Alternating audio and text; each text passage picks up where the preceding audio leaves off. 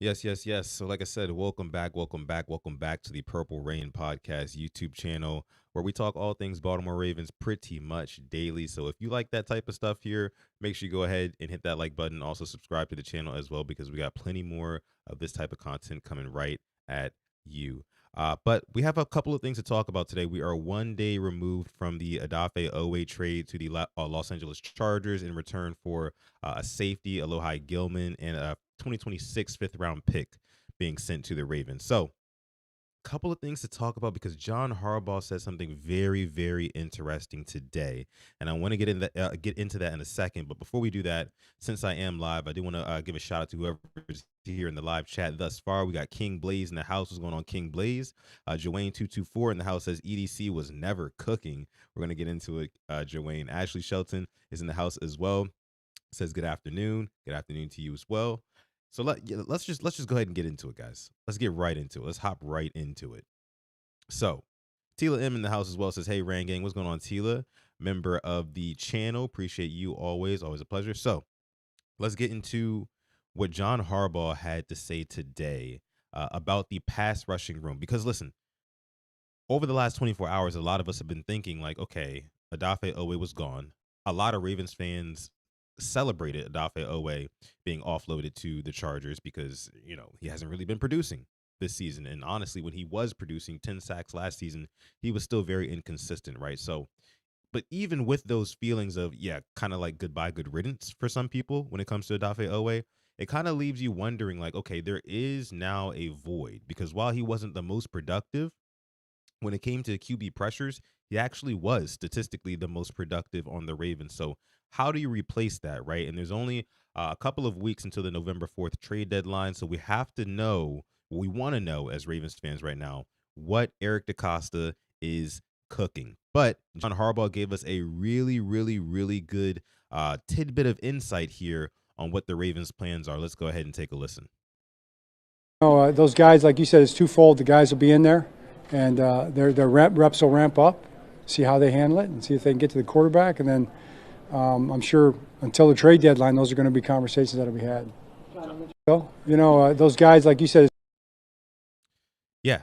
So, I mean, you heard it right there first, folks. I mean, John Harbaugh pretty much says that, yeah, I mean, it's going to be basically next man up.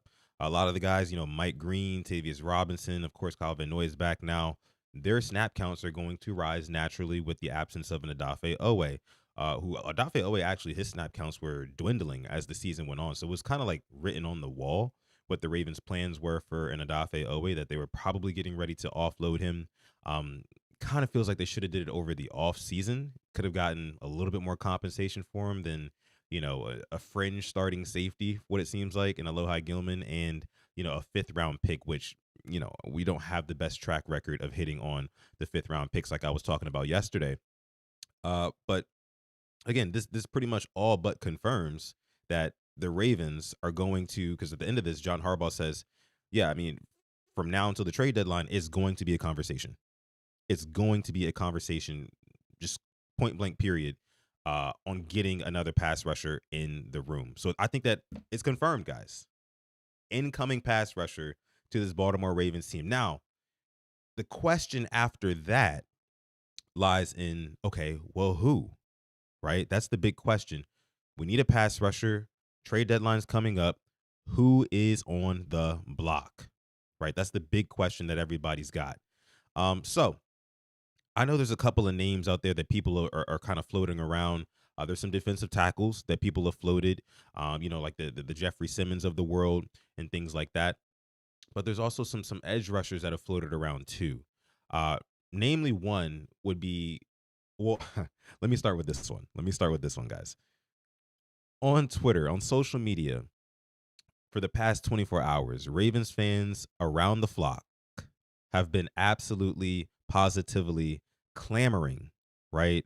And shaking their tin cans at Eric DeCosta to bring in and go after Max Crosby, edge rusher from the Raiders. Uh-oh. Looks like we got a super chat donation in the house. Let me see. Our guy, Always Blessed, making it rain. Thank you so much, Always Blessed. We appreciate you. Again, making it rain here on Quiet Storm Sports. Always Blessed dropping the 10 piece in the chat says, my guy, what's up? The crazy thing is that I have a game day away jersey, dropped over 300 on it. All I can do is laugh. I mean, yeah, I mean, all you can really hope for now, right? Always Blessed. All you can really hope for is that he completely just balls out with the Chargers, right? Like I'm not to say he becomes some sort of Hall of Fame player, but like he becomes a really, really solid edge rusher. He gets 10 sacks in the last however many games there are in the season, and he continues his career and he balls up with the Chargers. Then it becomes kind of like a vintage jersey in a way. I don't know if you got it signed. You said you got a game day away jersey, so is it signed? Let me know if it's signed because I'm assuming that's what that means. But yeah, that's pretty much your only hope that that one becomes vintage, my man, which would be cool. It would be really, really cool. But yeah, thank you so much for your super chat donation. Always blessed. We appreciate you. Let me see. Black Daniel says Sutton back on his Smokey Robinson. Hashtag Quiet Storm. You already know what it is, Black Daniels. Shout out to you, man. Shout out to all the older folk in the house. You already know what it is. Slicer59 says Harbum and his brother swapping. This should be outlawed, says Slicer59. Slicer, I mean, here's the thing. So Harbaugh also came out today and he said that the trade kind of happened really fast. He didn't even know about it until after the deal was done. And this deal was heavily orchestrated by Ravens GM Eric DaCosta and Chargers GM Chris Ortiz. So I don't think that Harbaugh had anything to do with it, at least according to him, right? At least according to him. So yeah, I'll leave that there. And let me see what else we got in here. Who else we got? Zeke Hokage says PRP, what's good? What's going on, Zeke? Appreciate you for rolling through. Slicer also says, good afternoon, Sutton. Thanks for the great content you provide the flock. Of course, man, I'm always here for you guys. Again, trying to drop this Ravens content damn near daily. Because listen, I know you guys deserve it. You guys deserve it. We all kind of deserve these kind of daily therapy sessions, these daily news update sessions to kind of rally the troops a little bit. It feels like that's what we're doing as a Ravens community. We're trying to rally the troops. We're trying to hold on to any sort of news that we can, any sort of hope that we can to salvage this season. So with that being said, I'm here for you guys to help with that. So, but I want to get into some trade possibilities, right? Some trade candidates. And I saw an article earlier today on, I think it was Bleacher Report. Yeah, I think it was Bleacher Report. And I want to go through some of the guys that they mention as being realistic trade candidates. Okay. So give me a second here. I'll actually go ahead and throw it up on the screen. And it shows a lot more too than just edge guys. So that'll be interesting. But of course, as Ravens fans, we're mainly concerned about who is going to replace that void of Odafe Owe, depending on how much of a void you think Odafe Owe leaving the Ravens leaves. I think it leaves a pretty big one, but that's up to everybody else. Let me see. Okay, so let's go ahead and switch over here. Make sure you guys go ahead and like this video before we get into the rest of the content. I'd appreciate that. If you are new here, please go ahead and consider subscribing. I also know a lot of you guys are watching on X currently right now too. If you are watching on X, again, big shout out to you. We love our X community, and we appreciate you guys for watching. So let's see. Got to bear with me here since I'm streaming by me lonesome today. Again, if you're also part of the hashtag replay gang, shout out to you. Big shout out to you. Always. All right, so here we go. Bleacher Report. Pull it up here.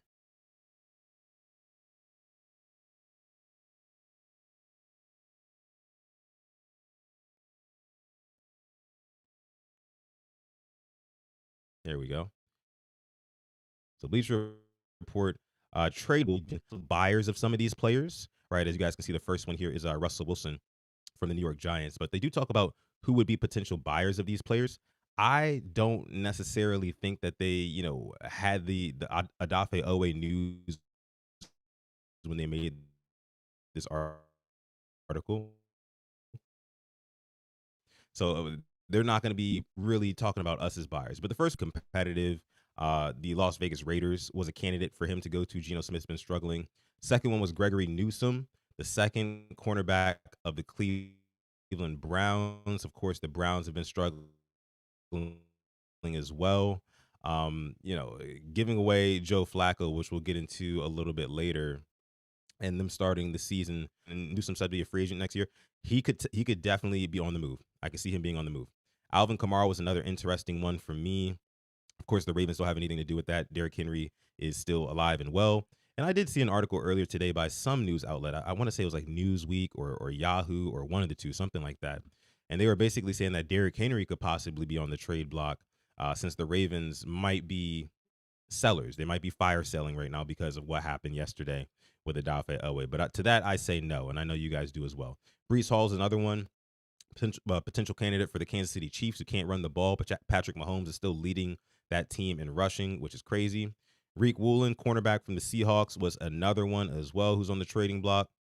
I don't foresee the Ravens going after any more DBs, especially after they acquired 2 yesterday. But here's the first one for the Ravens that should really pique a lot of people's interest that, people are talking about right now.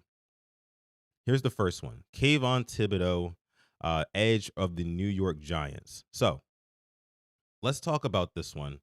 Let me see. Black Daniel's giving a shout out to the replay gang. Of course, always, man. Appreciate everybody in the chat. Don't forget to join the Rain Gang by liking and subscribing. But Kayvon Thibodeau, and let's see the justification here. I'll go ahead and read it through with you guys. So the projected trade value for Kayvon Thibodeau will be a 2026 second-round pick and or a starting caliber receiver. And here's the justification. So following Malik Neighbors' season-ending injury, the Giants do need receiver help right now, right? The offense and Jackson Dart, they struggle with Malik Neighbors being out of the lineup in week 5. And of course, he's going to be done for the season. And they trading pass rusher Kayvon Thibodeau might just help the New York Giants land a pass catcher that they need.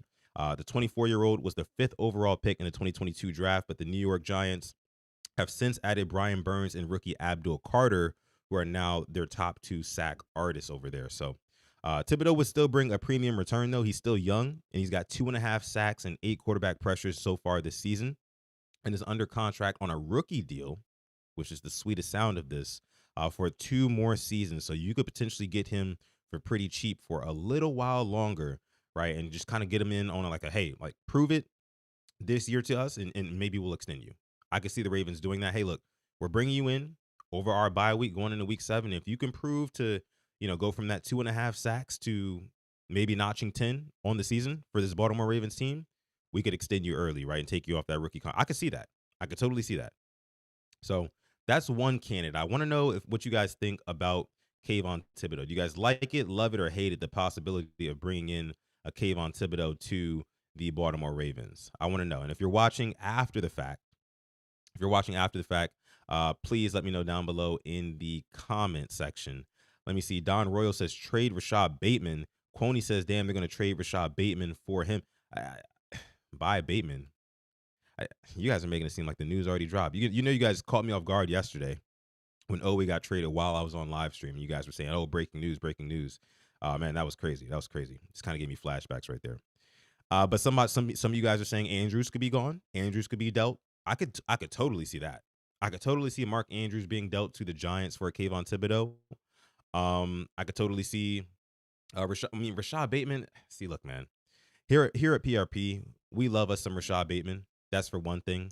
So trading him is never really something that we would I guess you could say champion. It's just not something that we do here at PRP. But Kayvon Thibodeau is a really good candidate. Like I said, 2.5 sacks so far this year.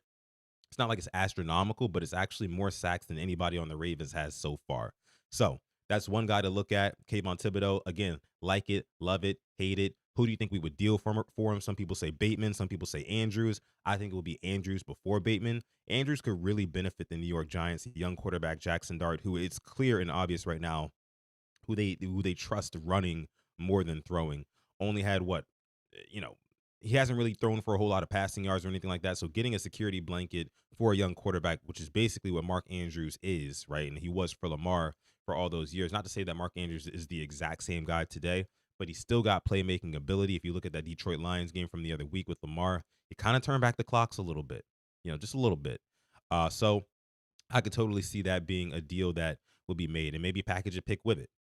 Maybe package a pick because, like it says here, the projected trade value is a 2026 second round pick and or a starting caliber receiver. So how about a starting caliber tight end, right? And maybe a 5th round pick or a 4th round pick. Who says no, right? Who says no? Let me see what you guys are saying in here before we move on. Again, put it down below in the comments if you're part of the replay gang. Let me see. Black Daniel says, how much tread does Marlowe really have left? Marlowe's one of those guys who I don't see the Ravens trading away. Just because of how much of I think the coaches really love Marlon Humphrey. Marlon Humphrey has only ever played for this team. He was drafted to the Ravens. He's kind of like a homegrown Raven, like in every sense of the word, right? He's according to Marlon Humphrey, on all accounts, he's like a first in and last out kind of guy when it comes to the locker room and training, and nobody works harder than him and things like that. And if there's anything that our coaches respect, especially John Harbaugh, more than anybody, they respect that type of effort, right? That type of personality, right? He's kind of like a company man, franchise man. That's what he is. So I don't know. I don't know how much tread he necessarily has left. I know he's been struggling so far this year, but I think the Ravens like him too much to go ahead and deal him. I mean, he's been around for a while. Seasoned veteran. Not Bateman 89 can go though, says Doombot Entertainment. Yeah, yeah. I don't think. Yeah, I agree with that. Not Bateman. Don't give up Bateman, man. Don't give up Bateman. JD13 says, I want a true star pass rusher. I don't know. I don't know if you're gonna get that, bro. I don't know if you're gonna get that. But let's move along here. Let's see what other candidates are on the block. I think some of these might surprise you just a little bit. Let's move along. Jalen Phillips is the next one up. So edge from the Miami Dolphins, who could potentially be on the trade block. Jalen Phillips is in his 5th season, guys. And this guy, I mean, he's got 24 sacks over his 5 seasons, but his biggest problem has been injuries, and he hasn't been able to really stay on the field, right? So his first 2 seasons, he looked really good. And then the last 2 seasons, he got hurt. I think he tore his Achilles, tore his ACL. So far, he's got 1 sack this season. But let's read the rest of the justification on him. So the Dolphins could potentially be looking for a conditional 2026 4th round pick for Jalen Phillips, which really isn't all that expensive for, a star edge rusher, which is what a lot of people proclaim Jalen Phillips to be. I wanted him out of college, right? I wanted, it was him and Gregory Rousseau at University of Miami. And I really liked Jalen Phillips coming out of college. I was hoping that the Ravens would be able to draft him, but they did not. They did not have a high enough pick to go ahead and get him. So let's see. Let me see what it says here. Teams in need of a pass rushing help might be able to pry Jalen Phillips away from the Miami Dolphins for a reasonable price. They fell to 1-4 on Sunday and appear close to all but quitting on the season. The Dolphins truly felt dejected after blowing a 17-0 lead and losing to the Carolina Panthers in Week 5. Jalen Phillips, meanwhile, is playing on his 5th-year option and will likely depart in 2026 free agency if he is not dealt. He's been a solid edge defender when healthy, but Miami has a deep rotation that also includes Zach Sealer, Bradley Chubb, Matthew Judon, former Raven, and Chop Robinson. Injuries have impacted Phillips for over the past few years, but he's still only 26 years old and should interest teams looking to invest in a younger defender. Now, it says down there the potential suitors for him might be the Cincinnati Bengals or the Dallas Cowboys, which I could totally see the Cowboys, who after losing Micah Parsons, they're going to want some more edge help, and especially because their defense just isn't good, quite frankly, at all right now. Like the run D, they're giving up the most yards per game in the NFL. The Ravens are right behind them. Literally is 1 and 2. Cowboys and Ravens giving up the most yards per game in the NFL, both giving up over 400 yards a game. Absolutely fucking ridiculous if you ask me as a Ravens fan that we're in that company. But yeah, Jalen Phillips. What do you guys think about Jalen Phillips? Let me know down below in the chat. Do you like it, love it, hate it? Would you pursue a Jalen Phillips? He only has 1 sack this season. He does have a tackle for loss. He does have, some hurries, things like that. But what do you guys think about Jalen Phillips, man? Because he's one guy that I haven't seen pretty much any Baltimore Ravens fans talking about as a potential trade prospect for these Ravens. So let me see what the chat is saying here. Mad Rasta says, hate it. JD13 says, no, thank you. Giovanni says, you need healthy players. Okay, so you guys aren't messing with it. I understand that. I totally understand that. Now, don't want anybody in 1-year deals or 5th-year options. That's also fair too. I was more of a fan personally of the Kayvon Thibodeau, who it really seems like he's coming into his own, but there's a little bit of a logjam at edge right now for the Giants because they've got Abdul Carter, who's their young stud number one pick, and well, not number one pick, but top two pick, and Brian Burns as well. So uh, and he's got 2.5 sacks so far this season, which would lead the entire Ravens team right now. So so far, if I'd have to choose between the Ravens pursuing a Kayvon Thibodeau or Jalen Phillips, I would probably lean personally to Thibodeau. That's just me. Let me see what else you guys are saying in here. Make sure you leave down below in the comments what you guys think if you're watching after the fact. Black Daniel says he doesn't like it. Giovanni says, now I'll be too paranoid. I agree. Both Achilles and ACL. EDC loves players like that, says Bobby. Yeah, Black Dan says Tibbs will be my choice. I feel like he can carve out a role here. I totally agree with that. When you're talking about fit, when you're talking about the perfect fit, yeah, I would totally agree with that. Dr. Ilwan says we need Mad Max Crosby. Like I mentioned, man, Max Crosby, he's not coming to Baltimore, man. He absolutely loves being a Las Vegas Raider, and the Las Vegas Raiders love having him. Now, of course, the Raiders are struggling in this season just like the Ravens are, but I don't think that they're going to offload who's, I think, undoubtedly their best player, and he's been playing really well so far this season. And also, I heard that his contract is like super complicated. I don't think he has necessarily a no trade clause, but like there's a lot of things in his contract that would make it pretty difficult to bring him to Baltimore. So, I mean, but I would love that too. I would love that, right? Before we move on, don't forget to join the Rain Gang by liking or subscribing or both, or joining our channel membership. We'd appreciate it. Of course, you can always support with super chat donations as well. We appreciate everybody supporting the show. But let's go ahead and move on. Here. Who do we got next? So David Njoku, that's another interesting one. Of course, tight end. Of course, the Ravens wouldn't be interested in another tight end right now, but David Njoku could be on the move for the Cleveland Browns. Again, they might be fire sellers before the deadline. But here's another edge, right? AFC North edge, Trey Hendrickson, Cincinnati Bengals. Now, this one, I already know what you guys are thinking, right? Sutton, why would the Cincinnati Bengals trade Trey Hendrickson in division, right? It's not like a Joe Flacco move, right? Where the Browns they give up Joe Flacco to the Bengals interdivision, but because they're not thinking that Joe Flacco is going to necessarily ruin their season, right? The Browns, their season's already pretty bad, but they're not thinking that Joe Flacco is going to turn their franchise around necessarily. Joe Flacco is basically just a mercenary at this point in his career. He's over 40 years old. So yeah, but this would be a little bit different, right? The Cincinnati Bengals trading Trey Hendrickson to the Baltimore Ravens. Now, it's possible, very possible, that Trey Hendrickson could be dealt somewhere because, as you guys know, he was looking for a contract before the season. The Bengals pretty much told him, "Hey, look, we'll give you a 1 year, right, with the amount of money that you want. If you can reproduce the 17.5 sacks that you got last year for us, then cool. Maybe we can come back to the table and we can talk again." Right? But so far, it's looking like he could be on the trading block. So projected trade value for Trey Hendrickson, Bengals edge rusher, will be a conditional 2026 second round pick. And it says here the Bengals clearly still believe they can stay in the playoff hunt until late in the season when Joe Burrow may be able to return from a toe injury.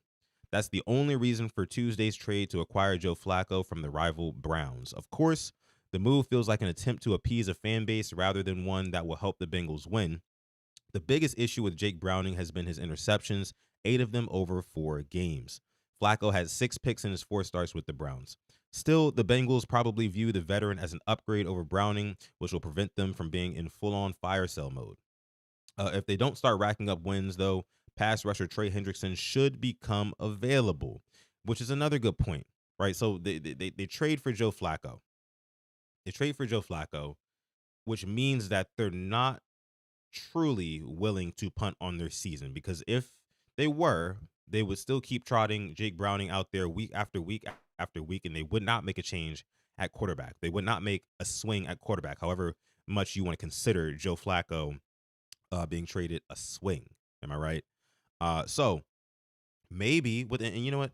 Let me see the Browns' next couple of matchups to see how likely it is for them to win these next couple of games, because if they lose their next couple of games right before November 4th, they could just say, okay, our season's over. Let's go ahead and trade Trey Hendrickson, see what we can get for him right now while we can. Let me see here. So the Browns have the Steelers this week, which could very well be an L. I think that's going to be a really good game, actually. I think I might tune into that one. But that could be an L. The Steelers are playing some pretty good football right now. After that, they've got the Dolphins, though, which I definitely think that they'll beat the Dolphins, especially in Cleveland, which is where it is. And then after that, they've got the Patriots, who are on a little bit of a heater right now, just knocking off the Bills. I could totally see that one being a loss. So far, I've got 1 and 2 over the next 3. So those are their next 3, their last 3 games before the trade deadline. If the Browns go 1 and 2 over their next 3 games, right, which will make them what, 2 and 6, I believe. Could they be willing to part ways with Trey Hendrickson? Absolutely. I do believe that. Could they be willing, or would they be willing to trade Trey Hendrickson to the Baltimore Ravens? As a team who thinks of itself as a contender year in and year out, I don't really know. I know they're going to want to, they're not going to want to pay him long term. It's obvious. It's obvious that, but I don't know, guys. Zico Kage says, make that move. Andrews in a second for him. RG says 17 sacks costs a boatload of money. We cannot afford him. I can see that too. But Andrews in a second. JD13 says Andrews in a second for Trey Hendrickson. Would the Bengals take that? I think they might. I mean, a second round pick is very, very good draft capital. You could very well turn around and go get you another edge rusher of tomorrow in next year's draft, especially because, I think it's kind of, even though I don't think the Bengals are necessarily just straight up punting on their season, right? I don't think they're straight up punting on their season. I think that they kind of know that, okay, even with Joe Flacco, there's still a very, very clear ceiling with this team. And that ceiling is nowhere near as high as if Joe Burrow was still starting at quarterback for this team. So I think that they might take some high draft capital, knowing that they're pretty much looking forward to next season. You also get a Mark Andrews to bolster that pass catching group. You've already got a T. Higgins in there. You've already got a Jamar Chase. I could see it. Guys. I don't know how much Mark Andrews will be willing to take. That's the thing, because the Bengals are cheap, right? How much would Mark Andrews be willing to take from the Bengals? Would he go on a vet minimum? Would he bless him like that? Who knows? Let me see what you guys are saying here. What else you guys are saying? As long as Lamar is healthy, they won't tank. That's just how it is. Defund the defense. Get a receiver to replace Bateman. A receiver to replace Bateman? Nah, man. Way bigger fish to fry than wide receiver. Let me see. Hell no on the Andrews and a second to the Bengals. They have 0 leverage. Trey Hendrickson walks next year, and he's 30. That's true. But 17.5 sacks in the NFL is 17.5 sacks. Let me just say that. But yeah, nobody wants to play for Sleepy John, says OJ Pimpson. LOL. I don't know how folks don't see it. Speaking of John Harbaugh, we're going to get to him in just a second. Says Harb should have been gone. Yeah. But that's what I wanted to talk about, right? I wanted to talk about John Harbaugh next, and TY also says there's no quick fix to the team. I agree with that. I do agree with that. However, I do think whatever big swing that Eric DaCosta is cooking up right now, because you guys see the thumbnail on this video, is EDC cooking? I know he is. He just freed up $7 million in cap, right? He's also got some more draft capital to play with now. So with that being said, with the trade deadline being only 3 weeks away, something is going to happen. There is a big move imminent. I don't know exactly what it's going to be so far. Asmodeus dropping a super chat donation, making it rain here in the chat, man, says, I want interior pressure. Give me Dexter Lawrence or Quinnen Williams. That's a good point. There. You're looking at the Jets now, who are what, the only winless team in the league. If there's any team that's gonna punt on their season, it could be them, and he could be on the table for sure. Dexter Lawrence again, another giant. I mean, he could also be on the table as well. So interior pressure, that's another thing. So again, it's not just edge rusher. It's not just edge rusher because we never know. They could go interior D lineman, like my guy Asmodeus here says. Get them a Dexter Lawrence, get them a Jeffrey Simmons, a Quentin Williams, right? And then you just rely on Kyle Van Noy to step up. Maybe you shift him to edge. You don't have him over guards and things like that. You just have him strictly getting after the passer. And maybe you trust Mike Green to develop into that guy who can actually finish, right? Because Mike Green's going to be getting a lot more snaps now. He's going to get a lot more snaps at pass rush. So I think the main two are going to be Mike Green, and you're going to see Kyle Van Noy on the outside. Tavius Robinson, I feel like they'll probably line him up sometimes more on the inside. He'll get his chances on the outside, but it'll probably be more so on the inside, and they'll let Kyle Van Noy and Mike Green get after the passer.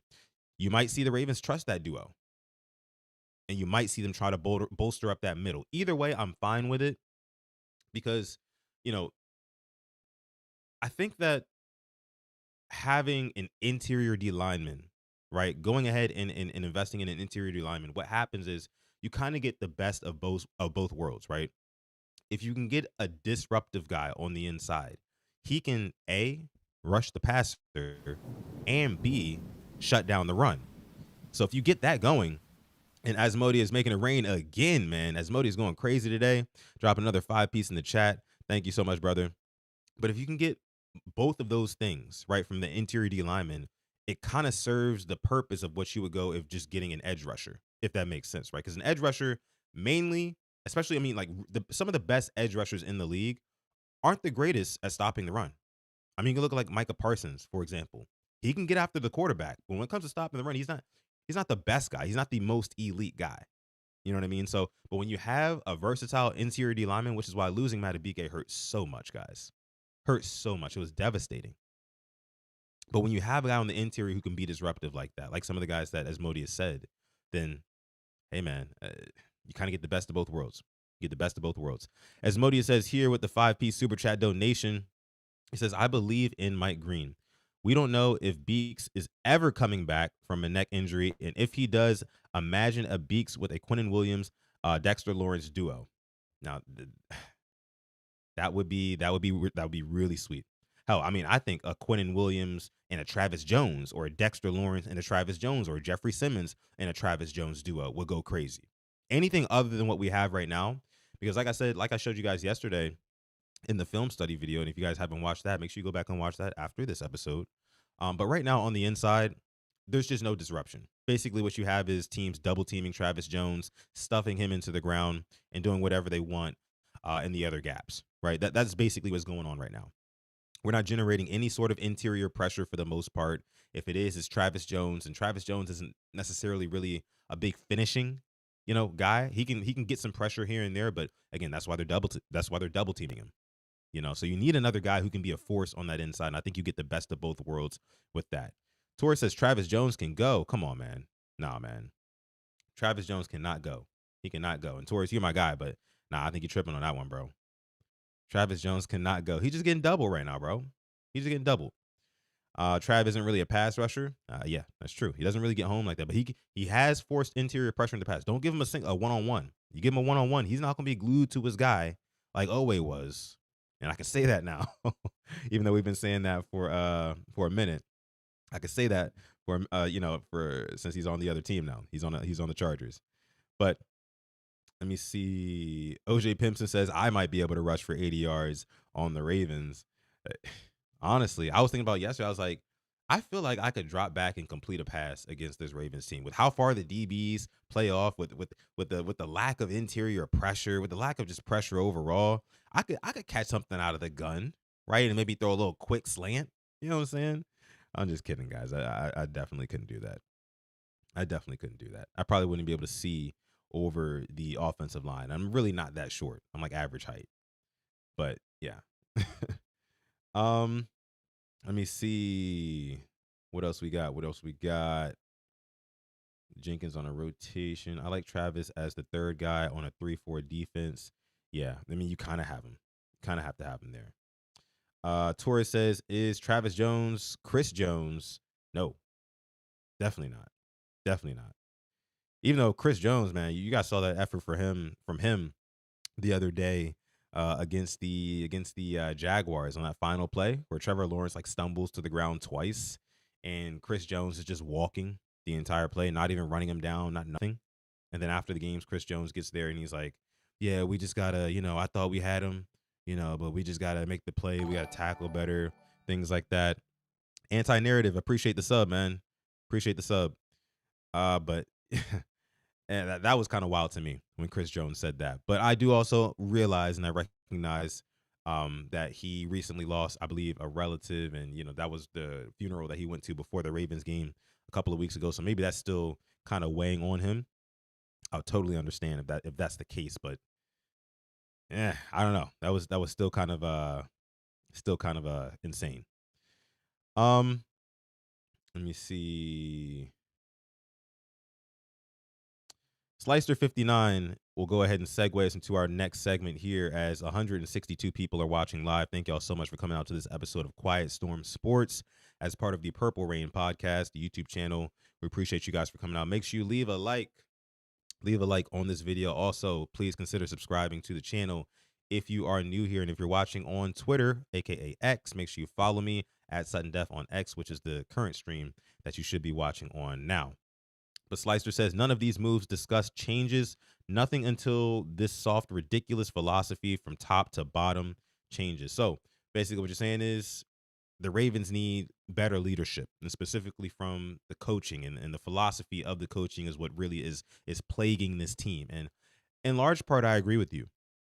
And, there's a lot of other former Ravens players that also agree with you here, Slicer. So I want to go ahead and play a clip that I found yesterday on TikTok from some Ravens podcasters, right? So I got my guy Matt Briggs and Daniel Wilcox, former Raven, who were having a very interesting discussion on mutinies around John Harbaugh and things that have happened in the past. Let's go ahead and take a listen to what they had to say. Situation, in order for a man to lead other men, he has to be type A himself. You know, you can't just go in this situation and lead all these damn grown ass men to war and to battle every single day and not think that they're going to try your ass if you get out of line. And I don't know what happened in 2012 because I wasn't on that team, but I could tell you what happened in 2008. I remember that mutiny. I remember us feel like we was being abused and misused and mistreated, by Harbaugh when he first got here and he first got in. And I remember those guys stood up in the meeting and had something to say. I remember it was a couple guys that stood up and had something to say. Ed Reed was one of them. Troy Smith, if I remember correct, was one of them. And he was young at the time, and he still had something to say. Chris McAllister. I think it was Samari Rolle. I remember Frank Walker had something to say to Harbaugh. I remember Double J had something to say to Harbaugh. It was quite a bit. Yeah. So, and again, that was former Raven Daniel Wilcox with Matt Briggs on their podcast. They're doing a really good job. Make sure you guys go and check them out as well. But that really kind of piqued my interest for a couple of different reasons, right? I mean, we've heard before in the past about these quote unquote mutinies in the locker room where guys are going up and standing up to John Harbaugh when they don't feel like things are right. You know what I mean? I think there's a little bit of a glare on my camera right now. I think there's some sunlight hitting it. I gotta change the blinds, guys. Here we go. It's too bright in here. Sorry for the audio listeners. There we go. That's better. Sun's coming down, I guess.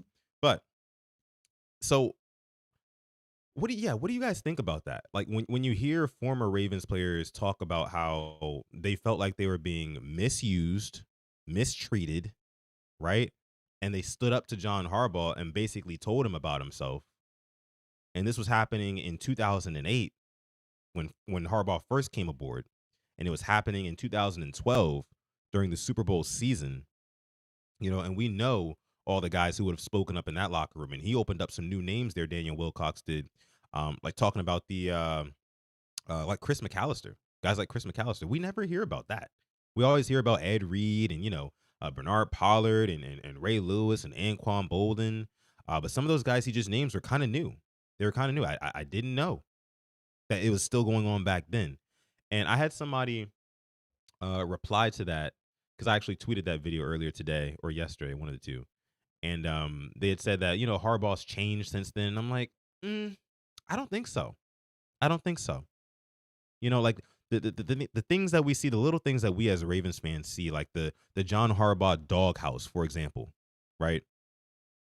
The John Harbaugh doghouse, that kind of goes to show, like, when he's not playing his best players because he doesn't necessarily like them as much as guys, or he doesn't necessarily think that they're are practicing as hard, right? Which could be a little bit of an excuse, right?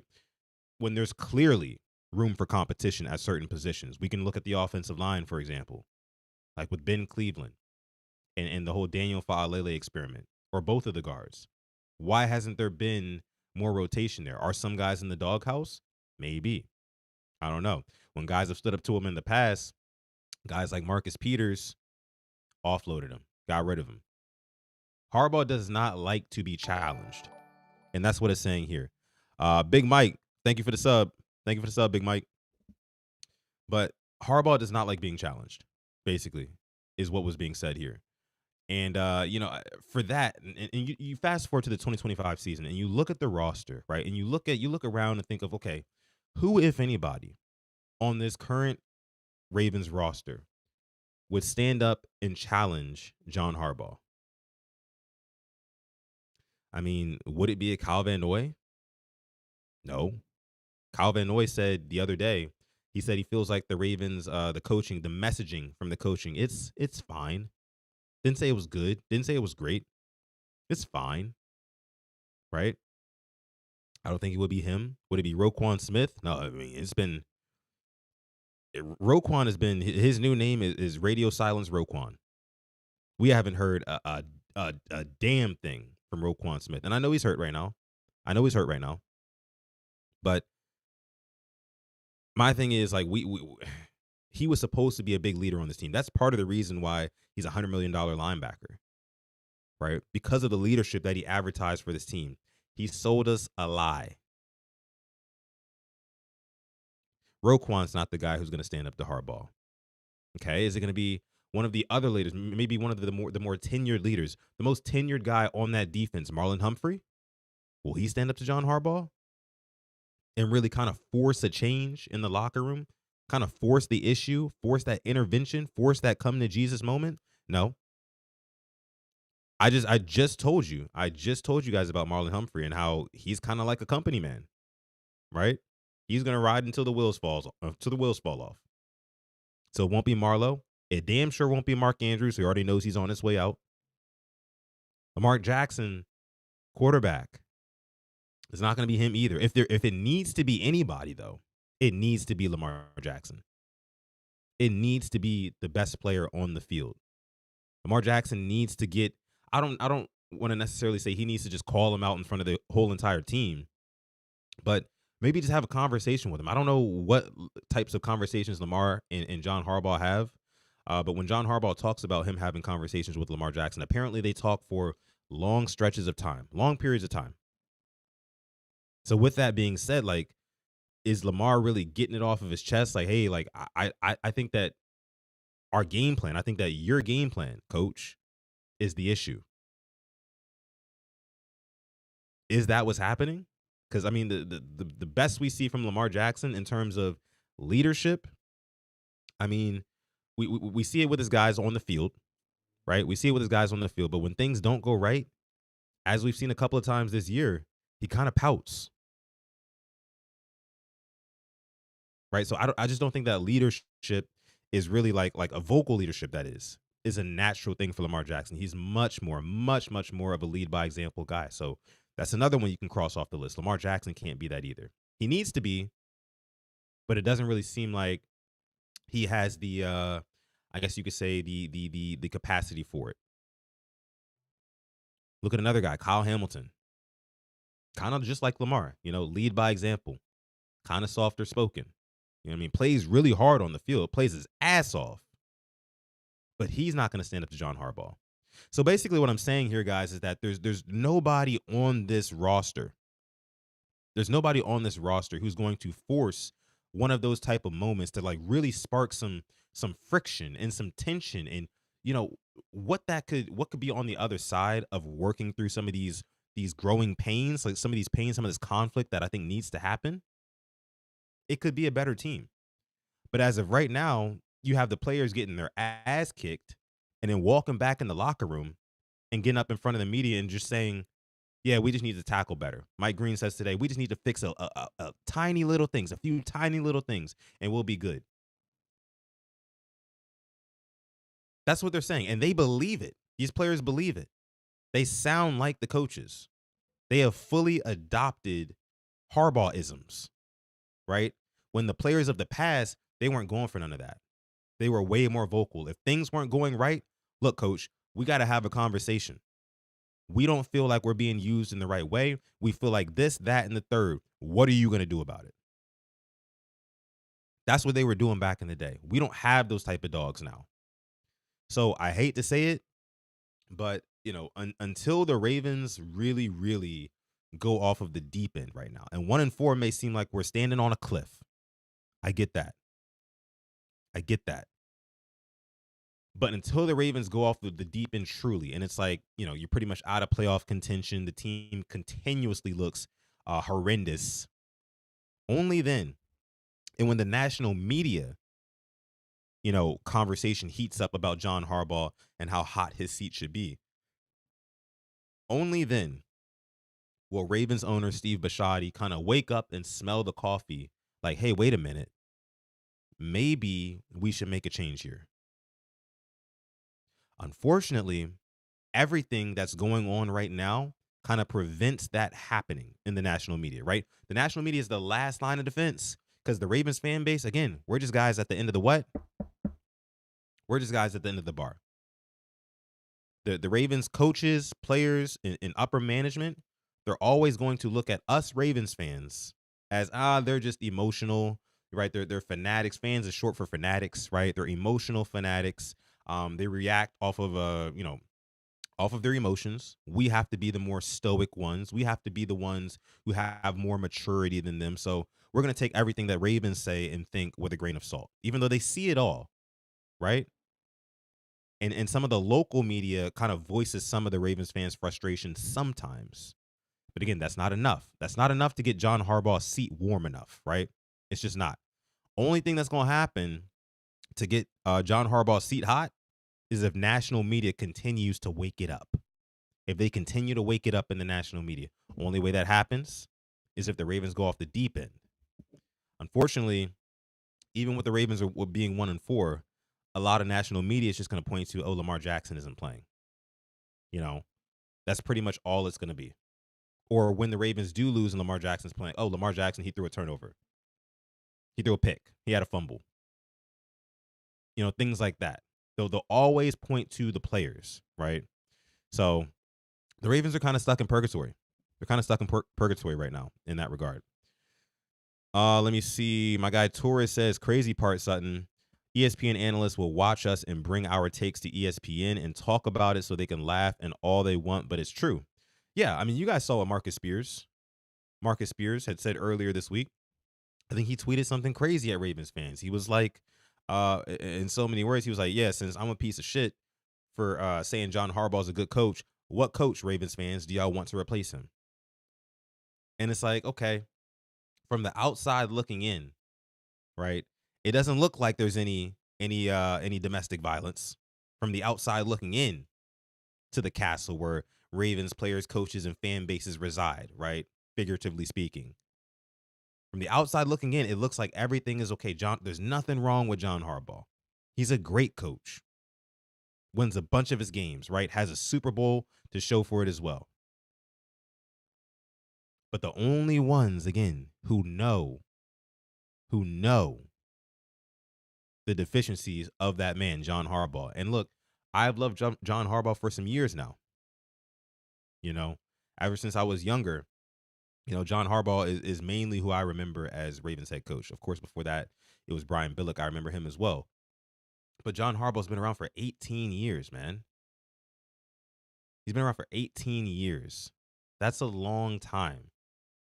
And the relationship between John Harbaugh and I think Ravens players and fan bases and fan base it's gone stale.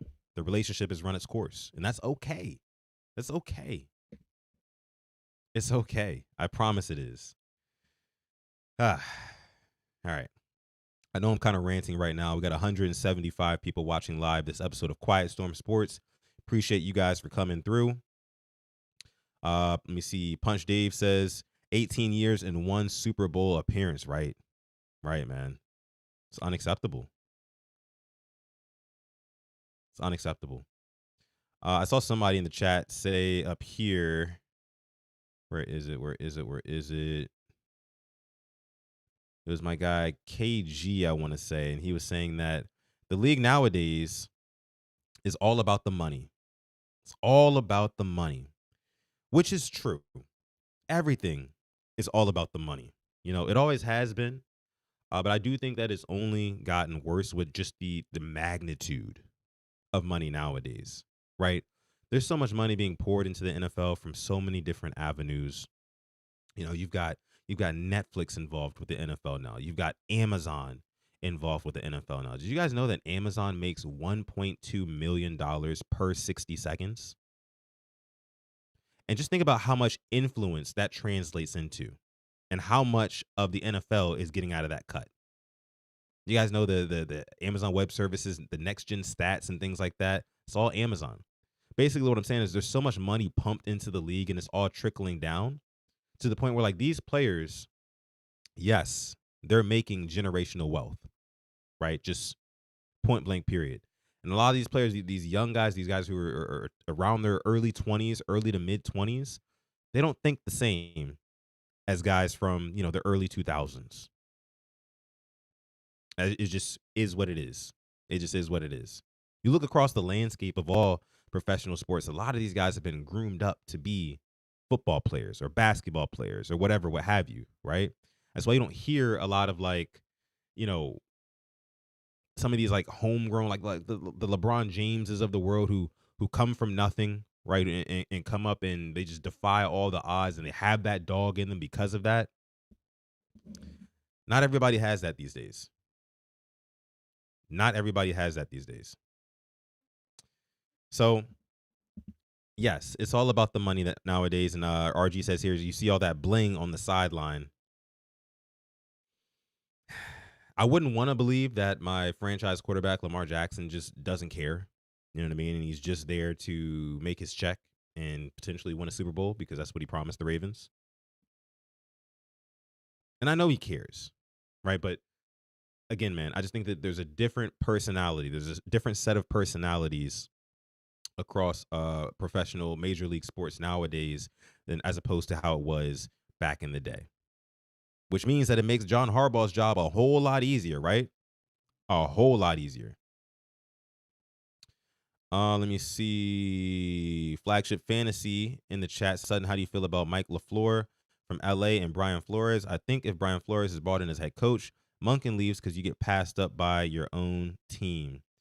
Yeah, I mean, for sure. Brian Flores, again, I think that a defensive-minded guy would be good for this Ravens team. Kind of bring the Ravens back to being prideful on defense because the Ravens defense isn't playing with any pride right now. And I think Zach Orrs, he may be a little bit too wet behind the ears, to really take the reins of that defensive culture and game planning because it's a twofold job, right, by himself. And that's why you have the likes of Chuck Pagano and Dean Pease and all these other people, all these other cooks in the kitchen helping out with the defense, right? But yeah, I mean, Brian Flores, I would enjoy that. I would enjoy that. It's hard for me, guys, like really like picking coaching candidates that I would actually want because, and again, like my guy TY said, nothing is going to fix the Ravens in season. So I assume we're talking about after the season hires here. With a full off season of preparation and things like that, I think that Brian Flores will probably be at the top of my list. I know a lot of people are talking about Jesse Minter as well. But yeah, I will go with Brian Flores for sure. For sure. Let me see. Tila M says, wet behind the ears. All of a sudden, what year were you born? That's so old school. That's not that old school, is it? It's not that old school. And yeah, I was born in the 90s, though. I was born in the 90s. Let me see. It's part of the game. They are flashy. Comes with the territory. Let me see what else. Ravens and NFL. The Ravens and the NFL colluded against Lamar Jackson, says Don, which is true. That actually came out. That was a real thing. That was a real thing that happened. So Eli says Harbs and EDC got to go before anything else changes. EDC, no. I don't think EDC, no. I still think EDC is cooking something up before the November 4th deadline. Just wait on it. You can bookmark this video. You can clip this if you want to, because I will have egg all over my face if that doesn't happen. But I truly believe that he's gearing up to make a big swing before the trade deadline. Again, you guys heard John Harbaugh say earlier today that will be a discussion to be had in bringing in another pass rusher before the deadline. So stay tuned. We don't know who it's going to be. Again, earlier we spoke about maybe it's going to be Kayvon Thibodeau. Maybe they settle for a Jalen Phillips, potentially from the Miami Dolphins. Trey Hendrickson is out there as well, but that one is way lofty with his price tag, and of course Bengals being in division. A lot of people are still talking about Max Crosby. If the Ravens bought in Max Crosby, if they somehow finessed that live stream, trust me, you're going to want to tune into this live stream over any other live stream just for maybe 10 minutes. I'm going to go crazy. I'm going to do something special if the Ravens trade for Max Crosby. It's going to be an instant reaction live stream too. You're not going to miss that one, at least for 10 minutes, because I know everybody else going to be streaming as well. You know, you got to do your rounds, but make sure you stop by PRP if that happens. But mark my words, though. I'm telling you. There's a big pass rusher coming. I think it was all but confirmed today. Let me see. Lamar. IT won't matter under this current regime. Eli says it won't matter under this current regime. I listen, man. You get yourself a stud pass rusher who can win with one move inside outside, like we see a player like Max Crosby do. I think it changes everything, because it changes the offensive game plan. Number one, you have to slide protection that way. You have to make sure that you can chip him with tight ends, things like that. That allows other guys to get off. You know, I still personally have some faith in Mike Green. I know he's got no sacks on the season. He's a young kid who shows a lot of promise on film, right? He wins, but the main problem is the Ravens, people are throwing the ball way too quick. They're throwing the ball way too quick. And Asmodeus says, what made it confirmed today? Asmodeus, there was a video earlier. If you guys are just getting in here, let me go ahead and pull this up one more time on what John Harbaugh had to say today when he was asked about, the pass rush, who's going to step up in the current room now, and is it possible that the Ravens, get in trade talks to get another pass rusher in before the deadline? Here's John Harbaugh one more time. Those guys, like you said, it's twofold. The guys will be in there, and their reps will ramp up, see how they handle it, and see if they can get to the quarterback. And then I'm sure until the trade deadline, those are going to be conversations that will be had. Those guys, like you said, it's twofold. The guys will be in there, and yeah. So until the trade deadline, I'm sure that those are conversations that are going to be had about getting a pass rusher in the building. And again, if 1 + 1 = 2, like we all know it does, getting rid of Owe, right? Now having a void at edge rusher equals going out and pursuing an edge rusher before the trade deadline. So that's what confirms it for me. Of course, he didn't come out there and say, yes, we're definitely trading for a pass rusher. We have one in mind. A deal is imminent. He can't say that, right? He can't say that. But in terms of coach speak, so you got to read between the lines with the coach speak, right? Because or else you're not going to get anything. You won't get anything from John Harbaugh, but Todd Monken, Zach Orr, anybody who gets up and speaks, unless you read between the lines. Even the players, because these guys are all media trained to the T, right? So that's what it is. Let me see. So some good news from today. Kyle Hamilton and Ronnie Stanley returned to practice. Lamar Jackson still not practicing. Also, some news per The Athletic that it could be possible, right? It could be possible that Pat Ricard makes his debut. Interesting stuff, right? Interesting stuff. But I think that the biggest thing for me is Kyle Hamilton being back. Kyle Hamilton being back, put that in tandem with the Ravens recently acquiring CJ Gardner-Johnson and Alohi Gilman as well, and of course still having Malachi Starks, who, by the way, Malachi Starks has outsnapped every single NFL defender in the league so far, and that's as a rookie with 346 snaps. That's pretty insane to me. Just a wild stat pool, I know. But the idea with bringing in a CJ Gardner-Johnson, also getting Alohi Gilman as well, is that you want to get Kyle Hamilton closer to the line of scrimmage because, like John Harbaugh said earlier at a press conference this week, he said the Ravens need to start creating more chaos, right? Manufacturing more disruption. Because so far this season, there's been no disruption. None at all.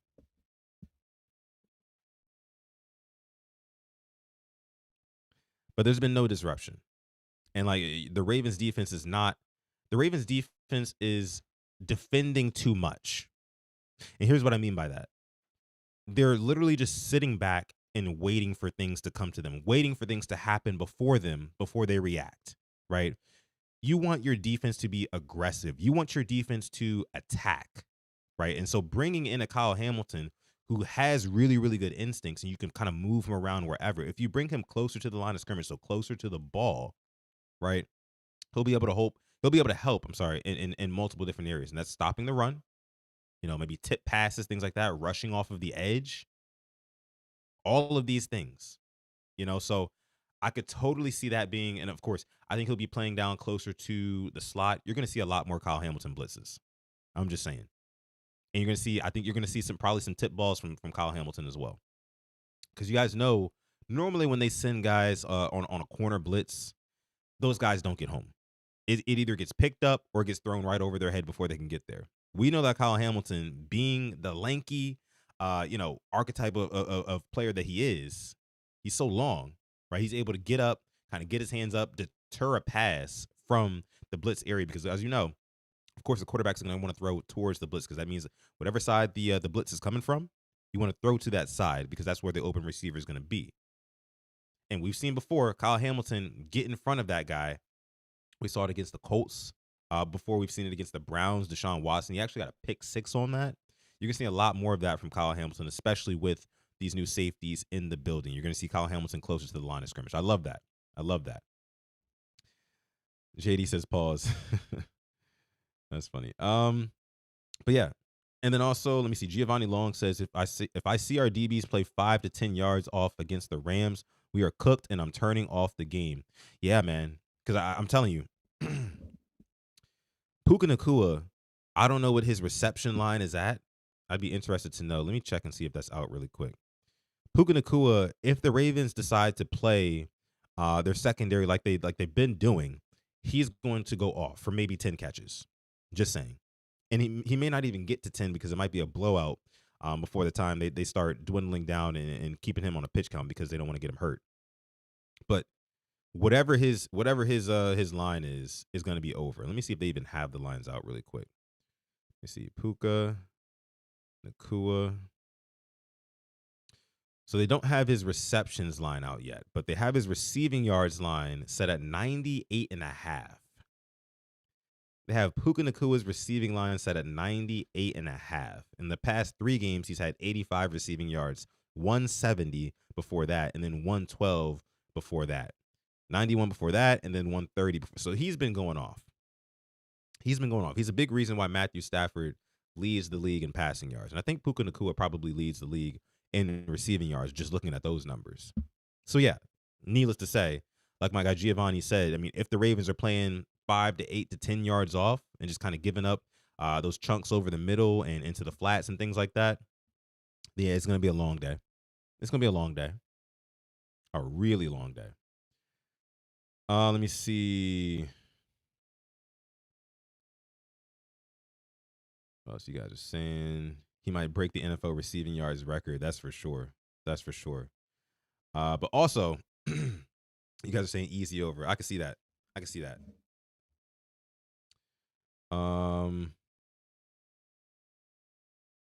Also, again, Ronnie Stanley coming back to practice. That's pretty good news there. Although, I mean, again, guys, I really don't have a lot of faith in the Ravens to win this game against the Rams. So surprise, surprise, I will be picking them to lose on tomorrow's episode of PRP where we do our pick segment.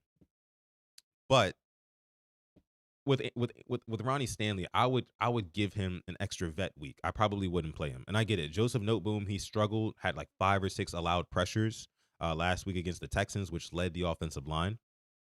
However, I think you want to keep Ronnie Stanley ready to go for Lamar, because Lamar's not going to play this week. He didn't practice today.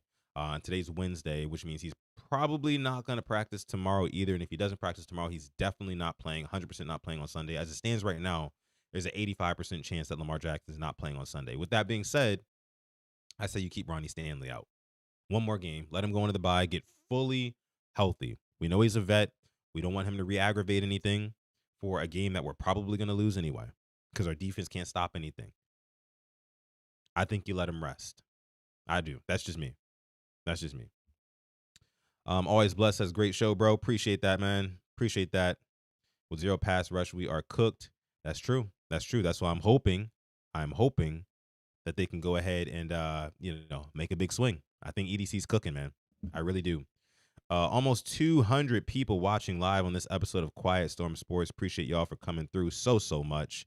But I'm going to go ahead and leave it there for this episode. This has been a really, really good one. If you're just getting in here, make sure you rewind, because we talked about a lot of good stuff. What options do the Ravens have at edge rusher? Will EDC pursue one of those options, and for what? What is he willing to give up? Talked about the Harb's mutiny and what that really looks like, the philosophy, and how it kind of trickles down, to the players and things like that. And of course, wrapping it up with Hamilton and Stanley. Again, if you're just getting in here, make sure you hit that rewind button. If you're part of the hashtag replay gang, thank you so much for coming through this episode. Make sure you like this video. Like this video, guys. If you're watching on YouTube, please do that right now. It only takes a second, and it's free. I appreciate that. If you're new, hit that subscribe button as well, because we do content here, Ravens content, damn near daily. YouTube shorts are coming out as well, so make sure you stay locked in with those too. Again, my name is Sutton Def. You can find me on Twitter or Instagram at Sutton Def, exactly how it's spelled down below. And I will catch you guys in the next one. Stay positive, test negative, and never, ever, ever forget, even on the rainiest days, to call God. I'll see you guys in the next one. Peace.